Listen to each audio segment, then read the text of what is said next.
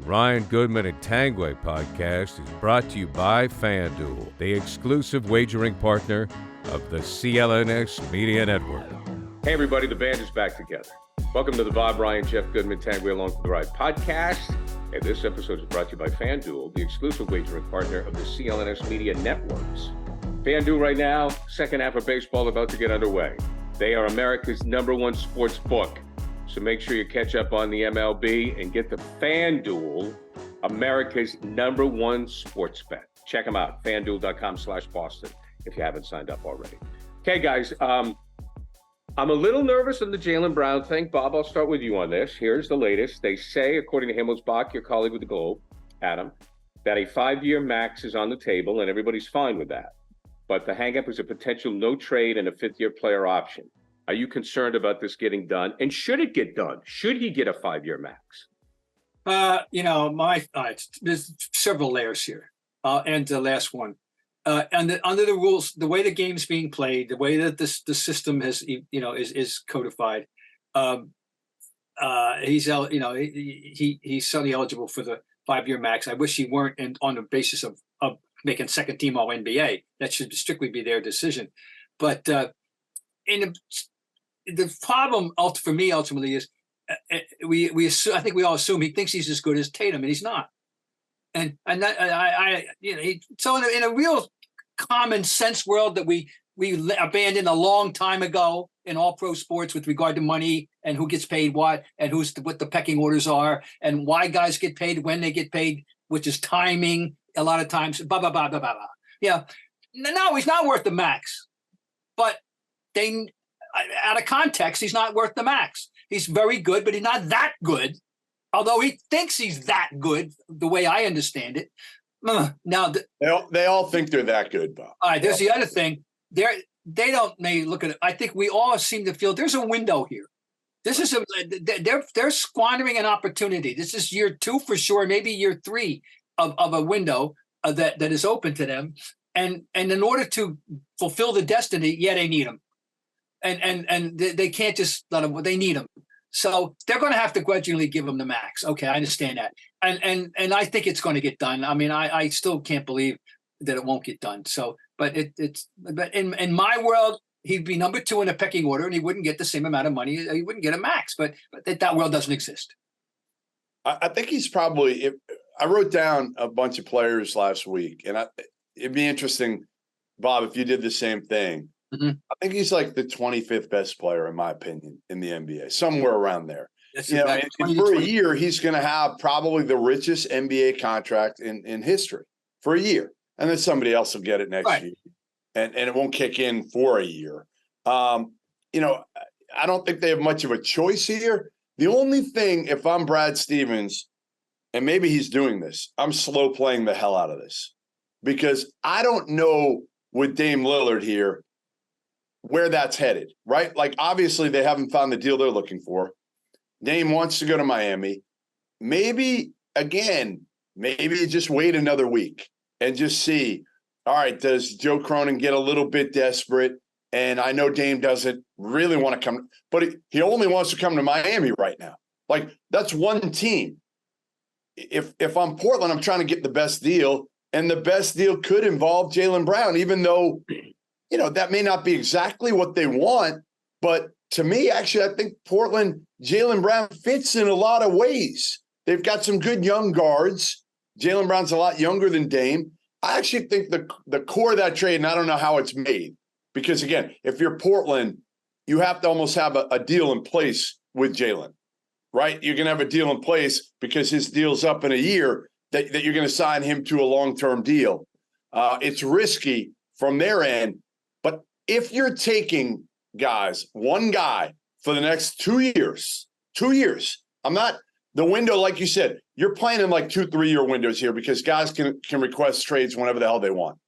Who do you want for the next 2 years that gives you the best opportunity to win the NBA title? To me, it's clear. It's clear as hell. It's Dame Lillard as long as he stays healthy. Yeah, there's no argument. He's it. Right. And I think it's a good point by you, Jeff.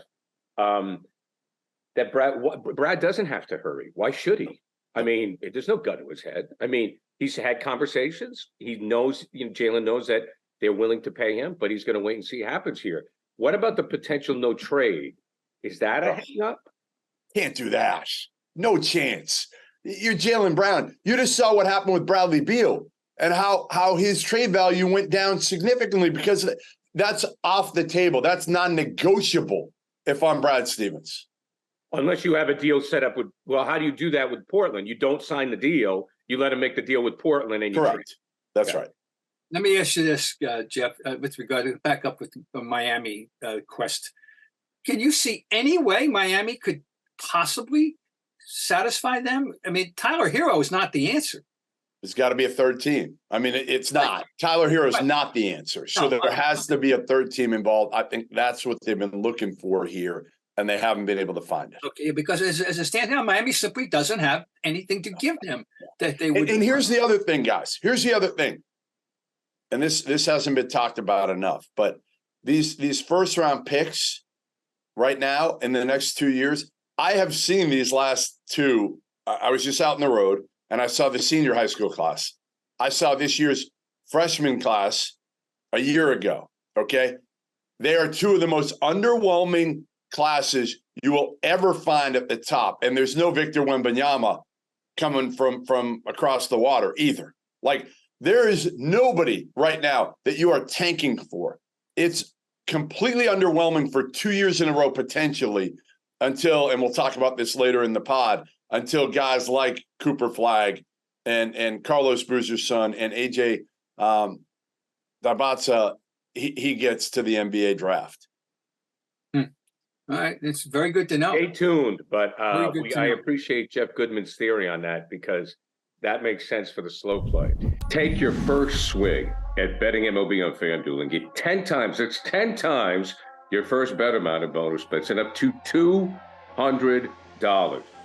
Just bet $20 and you'll land $200 in bonus bets, win or lose. That's $200 you could spend betting everything from the money line to the over-under to who you think is going to be, well, hitting the first home run. All in the app that's safe, secure, it's super easy to use. Plus, when you win, you get paid instantly. There's no better place to bet on MLB than FanDuel, America's #1 sportsbook. So sign up today and visit FanDuel.com/Boston and get up to $200 in bonus bets. That's FanDuel.com/Boston. FanDuel, official partner of Major League Baseball. Okay, Bob, let's get to Wembanyama. As he had the second highest rated summer league game, second to Zion. Geez, spaced it. To Zion in 2019. 1.6 million people, Bob, watched a summer league game with this guy. Is he the real deal? Oh, he's going to be. I mean, we've said two. The first look was obviously underwhelming, and if you went in out of context to watch that first game, in which he scored 9 points at 2 for 13 from the floor, and lost the ball a few times, you'd say, well, there's nothing special, right? He just happened to be tall, But you saw now you go in looking for things because you have a preconceived notion. You see the ball handling dexterity. You file away the first basket he ever made as a professional in America. Incredible left hand twisting off the glass, body contortion, body control, shot that no 7-footer that I grew up with ever would have made. And you see the first pass he made was a beautiful dish. A beautiful dish. You could see, and if you see, if you're looking to see, does he have great court vision as advertised? Yes, he has great court vision as advertised. All right, but it was underwhelming to a degree. He had one great block. Okay, second game, you start to see more. And first of all, as many people have said, and I think Jeff would agree, the defense is going to come first in terms of a major impact. I think as very likely. I have a prediction that he will lead in a new category. Most blocked 3-pointers, because guys are, I mean it. Yeah. Guys are going to be launching threes, and thinking he's off the radar screen, and they're going to eat the ball, or it's going to get deflected at best, at worst. His range is maybe unprecedented. He's got an 8-foot wingspan, and And he's 7'3" with long arms for 7'3". There have been guys who were 6'11" that had short arms. I remember when Jeff Rulin came into the NBA, his nickname the team gave him was Flipper, because he had such short arms at 6'11". So I'm just saying this there ain't no Flipper here, and there's Swatter, and so anyway, I can see what they were touting. The form is beautiful on the shot. The whole package. Yeah, I can see what people are talking about. It's going to be wonderful. Now, I still say, I said this here, but what is it ultimately? It's a bigger version of Giannis, I think, but a little more, maybe a little more edge, a little more creativity, passing, and all that. But basically, if you want to look for a comparison, it's a bigger version of Giannis with extraordinary passing ability. He's got right. I think and he can block shots at such a high rate. And I think honestly, Bob, the other thing is he's got the potential to be a good 3-point shooter. Like Giannis, I don't know if he's ever going to be a guy that you want to guard out there. Like I could see Victor, if he really works at it, being a guy who shoots, 37, 38% from three. And if he can do that, man, like the only thing you worry about to me with Victor is the physicality. The body. We'll get to that right now. That the biggest thing, of course, is that right now is worrying about the body. That body worries you. He's a little stronger than people think. Weighs a little more than you think. We'll get to the other guy, by the way. There was a Jeff Holmgren sighting over the weekend. And you're talking now. Now we're talking skinny. But all right. Well, as long as I'm here, I might as well do it. Yeah, go ahead. I saw what they said. What I remember, some of the things I remember about Holmgren. We had a vision of Holmgren. Gonzaga is like a TV darling. If you cared about basketball, if you claimed to have been a college basketball fan, you had to have seen Jeff Holmgren play 2 years ago, because Gonzaga is available to you all the time. And I can see that he looks like he's exactly as we remember him. He's don't forget him. And he's going to be a very interesting guy to watch. But assuming somebody doesn't break him in half along the way. I forgot, even me, and I saw him as a high school player and then at Gonzaga, several times in person. And even me, I kind of forget how good and much fun he was to watch. Mm-hmm. Like he's got a lot of Victor in him. He does, no question.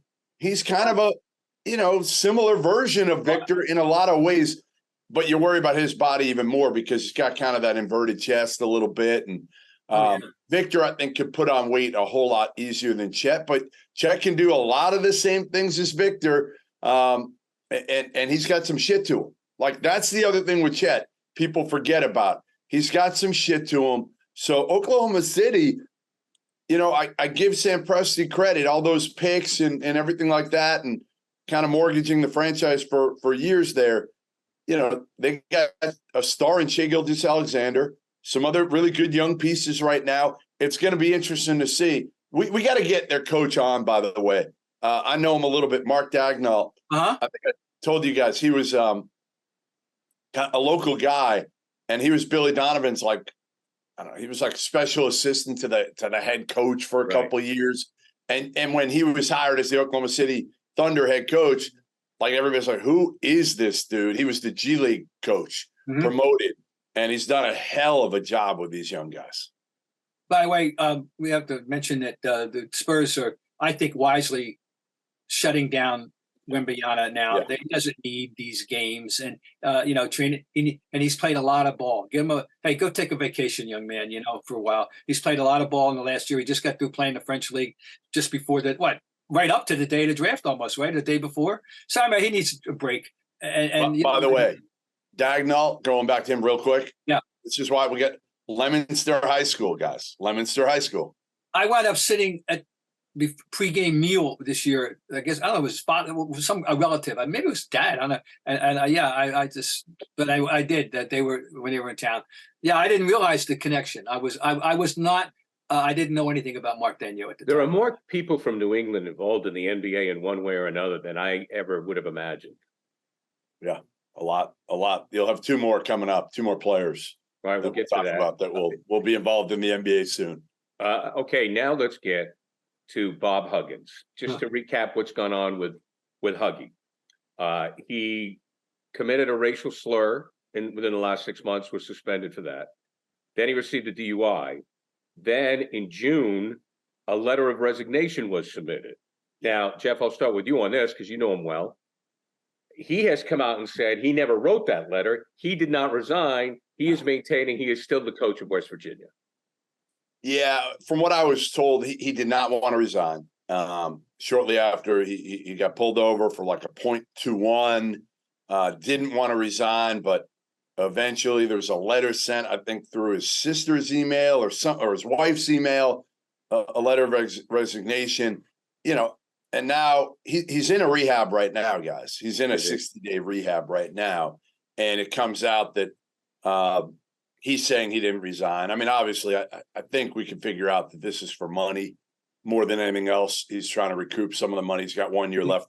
His contract was revised after he made the remarks on the radio a couple months ago to where I think it was a 1 year deal. So he's got probably $3 million coming to him.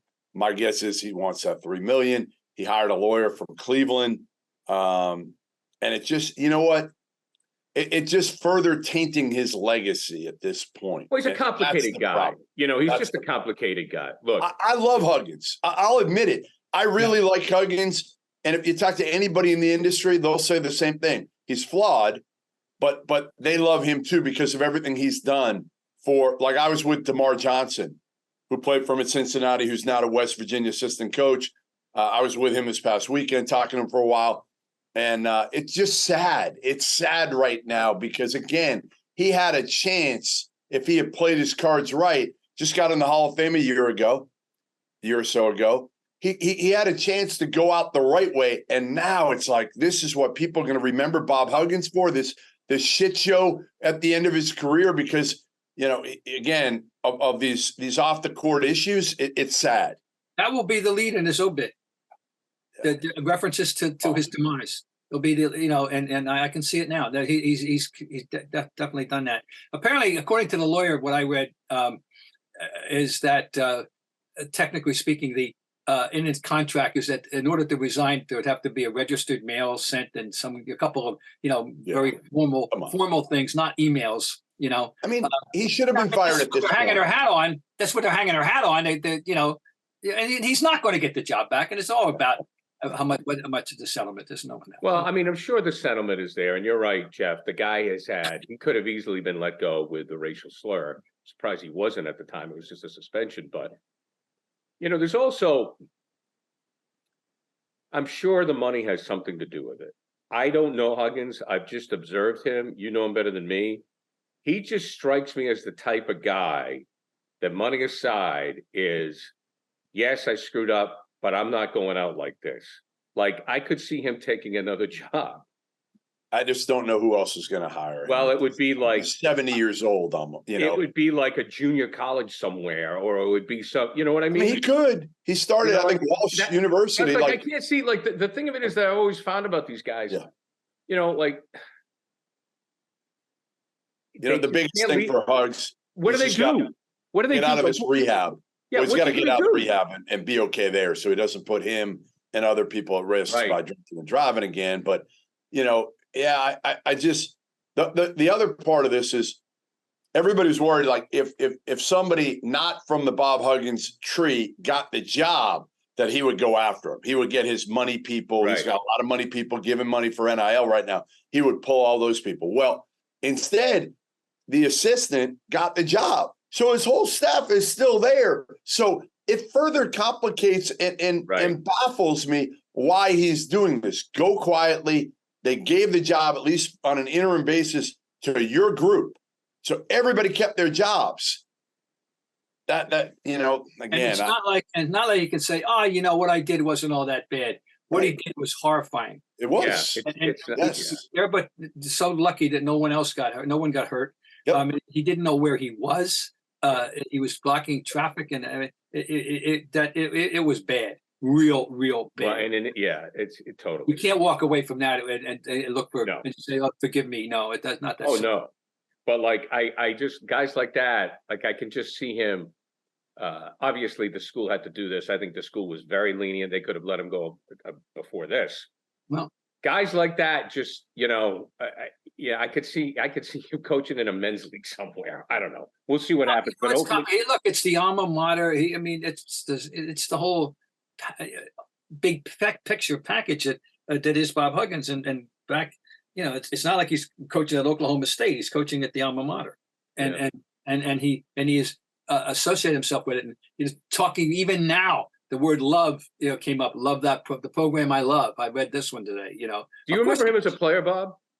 I don't remember him as not at all. Okay. I don't remember him as a player.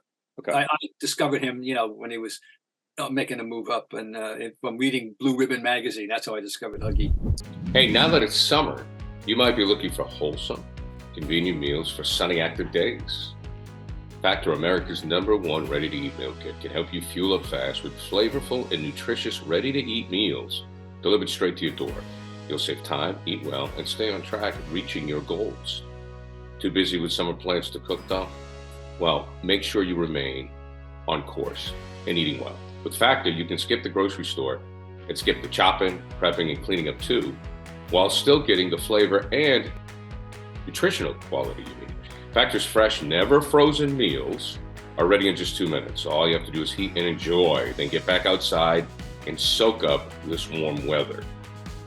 Elevate eating at home with our new upscale surf and turf. It's surf and surf meal options like roasted garlic filet mignon and shrimp, and Cajun spiced shrimp and salmon. And also budget-wise, it's very good too. Cut back on takeout, get Factor instead. Factor is not only cheaper than takeout, but the meals are ready faster than restaurant delivery in just 2 minutes. So head to factormeals.com/scribe50 and use your code SCRIBE50 to get 50% off your first box. That's code SCRIBE50 at factormeals.com/scribe50 to get 50% off your first box. Let's move on to Jeff's week. I correctly assumed he was on vacation. He was not. He was continuing the grind. If you watch AAU basketball, you'd know I was not on vacation. No, you weren't. No. And I was quick side note. I was talking to a parent the other day, and we both laughed how our sons played AAU basketball. We were talking about we could do a podcast, guys, on the whole business of youth sports. We got into this discussion about the club versus the team, the money involved, the money that I've spent, the money that parents think they got to spend. And we laughed at AAU. You go, yeah, remember when our two kids were in AAU basketball? Oh, please. It was a joke. So you were down there. What do we got? You got some New England kids. Yeah. So it's insane that I'm saying this. And I tweeted it the other day. The top 2 players in the country, regardless of age right now, you can make a case right now from New England. Number 1. So going in, it was like a 2-horse race. Cooper Flagg, 6'8", 6'9" from Maine. He goes to Montverde Academy now in Florida. He is an unbelievable. What town is he from in Maine again? What town is he from? Newport, Maine. Newport, Maine. Oh, yeah. It's got about 80 people. I broke down in Newport, Maine once. I swear to God, it's got 80. I swear to God. It's right next door where I went to college. And it literally has 80 people. Go ahead. So he's fascinating because, at first look, you're like, oh, he looks like Larry Bird. Like he's got that type of body, right? But he's super athletic, an incredible shot blocker, average 10 blocks a game. And he's 6'8", 6'9", maybe. Not a great shooter. Good enough, but not an elite shooter. Unbelievable passer. Unbelievable handle. So he kind of just runs the team and does everything for him. But, he produces every single game. He is just I don't know of the comparison for Cooper Flagg because, again, he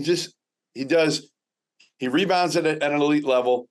He passes at an elite level. He blocks shots at an elite level. He doesn't have to shoot it from 3. 6'8", athletic as hell. So he's one. And then Carlos Boozer has twins. Now, the interesting part, too, is Flagg has a twin, Ace. They're not identical. Ace is probably a mid-major player, guard, played well. And then the other top player is Cameron Boozer, 6'9", 220, 4-man, skill, tough, all of it. And he's got a twin brother, too, Caden, not identical. and Caden's a little higher ranked. He'll go high major. So those were the two top players coming in, and both in the 2025 class, which means they're going to be juniors this year. Oh, wow. Caden's from Florida. Well, now there's a new top player in the country, and it's a kid named AJ Dybantsa. Okay, and AJ is 6'9", 6'8", 6'9", and he hails from the city of champions, the city of boxing champions, the city that Rocky Marciano and Marvin Hagler made famous, Brockton, Mass. I was just down there 2 days ago visiting with him for about an hour or two, and not only he's a special player. I mean, he is long, athletic, skilled, and a year ago, I was sitting courtside watching him. He was 15 at the time, and I'm watching him with John Shire, the then Duke first-year head coach, and he was like a complete tease. You could see the talent, but he didn't play well at all. And a year later, fast forward, he plays up. So he's 2026 class. So he's going into his sophomore year, but he's playing up with the under 17s. Now, Flagg and Boozer are playing in the under 16s. And Dybantsa leads the NBA camp a week or two ago in scoring and leads the Peach Jam under 17s in scoring. So now the production has caught up to the potential. And this kid is absolutely, he averaged about 26 points a game. And he is special. He is absolutely, he's got to put on some weight. He's got to improve his 3-point shot. But this kid has everything, and he works his ass off. Like when I was there, he had already done 2 workouts for the day, and it was, 2 o'clock. And he was going to another once I finished sitting down with him. So he said, I have no life whatsoever. All I want to do is play ball. So he's hyper-focused on the right things. His dad is a Boston University police officer from the Congo. And his dad's all about work ethic and hard work and toughness. And so is his mom. And I love the kid. I love the kid because he's really matured. He said, and if you had seen me 4 or 5 years ago, 3, 4 years ago, he said, you might not have liked me because I have bad body language. I pouted, I complained, and now he makes people better too. So he's a name again. AJ Dybantsa, you're going to need to know that name. He'll probably be the number 1 pick in a couple of years. He may reclassify also into 2025. He's going all the way out to Prolific Prep this year in Napa Valley. Love that name. I always laugh every time I hear that name, Prolific Prep. Yes. Question for you. What, if anything, should we read into the USA under-19s finishing 4th in the World Championship, losing to France and Turkey? Yeah, it's a bad roster. In the bronze medal game. Yeah, the roster wasn't very good. Again, sometimes you get into this where, some of the best players don't play in those. No, I just wondered what kind of roster we had to lose. Losing to France shocked me, but I wasn't ready to lose to Turkey for the. No, part of the problem is especially this year. So under 19, you're getting a lot of college kids, right? You're going to get a lot of the college players. Well, some of the college coaches don't want their kids to play in that. Especially, you've got this year is the biggest year ever for foreign tours. There's almost 100 teams because of COVID, and they weren't able to take them. Yep. Almost 100 teams, which is like almost double a normal year, are going on foreign tours. They all go in August. Mm-hmm. So I think a lot of these coaches, they want their kids on campus for team chemistry, whatever, because so much turnover takes place right now because of the portal. They want their kids, if they can, on campus. So they dissuade them a little bit playing for some of them, dissuade them from playing on these under 19 teams. So it was a very underwhelming roster. Okay. There you go. All right, guys, great stuff. We'll do it again next week. Any final thoughts? No. Yeah, good to have you back, my friend. No, but the best Cooper in a few years might not be Cup. It might be Flagg. All right, I'll keep that in mind. Newport, Maine, baby. Newport, Maine. I'll tell you, if this kid makes it, there's going to be a huge sign right there. They might as well put it up now. Hey, they might as well put it up right now. And Dysart's truck stop right there. Newport, Maine. But I'm telling you, if this Bob loves Maine, he goes up, he loves, like, he's been in my hometown. Bob, you would love Newport, Maine. Trust All right, me. I'm going to check it out. All right. All right, dude. We'll see you guys. Okay, this episode of the podcast with Bob Ryan and Jeff Goodman, Tanguay along for the ride, brought to you by FanDuel, the exclusive wagering partner, the CLNS Media Network.